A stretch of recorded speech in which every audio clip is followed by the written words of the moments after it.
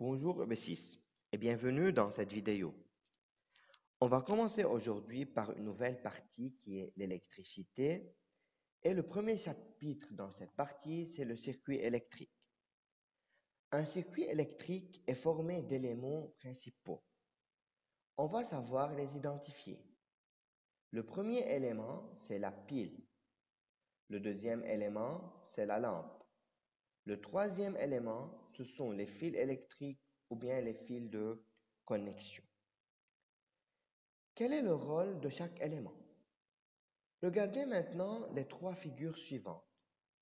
Ce sont trois figures des piles qui sont utilisées dans notre vie quotidienne. Ils sont appelés soit des piles, soit des batteries ou bien des générateurs. Donc, la pile est le générateur. C'est elle qui produit le courant électrique dans le circuit. Produit le courant électrique, alors c'est une source d'électricité. Une pile, comme on peut le voir dans cette figure, il a deux bornes qui sont distinctes. La borne positive de la pile et la borne négative de la pile. Revenons un peu aux trois figures déjà citées. Chaque générateur, comme on peut le voir, peut maintenir une certaine indication appelée la tension indiquée. Dans la première figure, c'est 9 volts. Dans la deuxième figure, c'est 12 volts. Dans la troisième figure, c'est 1,5 volts.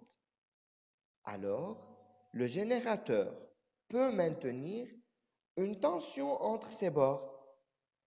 Cette tension est exprimée en volts et elle est appelée la tension électrique ou bien la tension indiquée du générateur. L'élément numéro 2 du circuit électrique, c'est la lampe.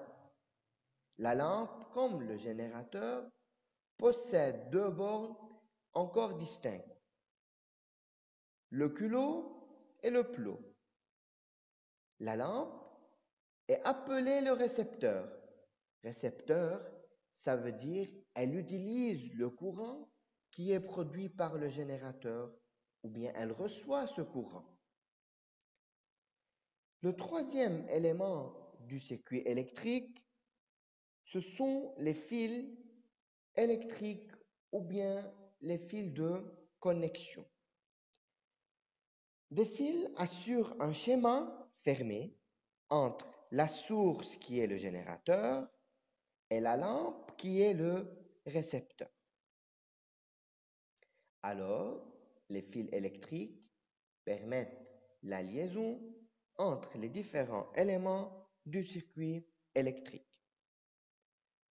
Pour conclure, la pile et le générateur, c'est elle qui produit le courant électrique dans le circuit. La lampe et le récepteur, elle utilise le courant produit par le générateur. Les fils électriques permettent la liaison entre les différents éléments du circuit électrique. Mais comment réaliser le chemin fermé pour fonctionner un récepteur qui est ici la lampe? Pour comprendre cette réalisation, on doit réaliser trois expériences. Et dans chaque expérience, on dispose d'une pile, d'une lampe et des fils de connexion. Dans l'expérience numéro 1, on a relié les deux bornes de la pile aux deux bornes de la lampe par deux fils de connexion ou bien deux fils électriques. Comme on peut voir clairement, il y a un chemin fermé entre la pile et la lampe. La lampe s'allume. Alors, lorsque le circuit est fermé, la lampe s'allume. Dans l'expérience numéro 2, les fils de connexion aux bornes de la lampe n'est pas bien relié à l'une des bornes de la pile. On a obtenu un circuit qui est ouvert et la lampe reste éteinte.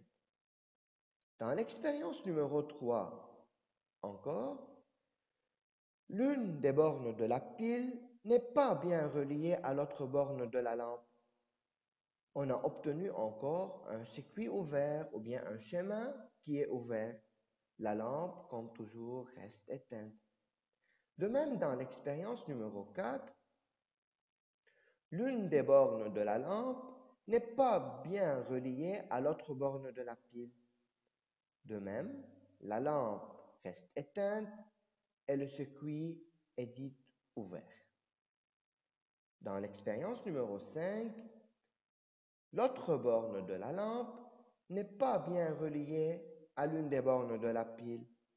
Et par suite, on a un chemin ouvert ou bien un circuit ouvert et la lampe reste éteinte.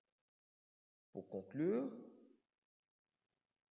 un circuit électrique simple est formé par une boucle qui comporte un générateur, une lampe ou bien un récepteur qui sont reliés par des fils de connexion ou bien des fils électriques. Si la lampe brille, le courant électrique circule. On dit que le circuit est fermé. Si la lampe reste éteinte, le courant ne circule plus. On dit que le circuit est ouvert. Merci pour votre attention, EB6.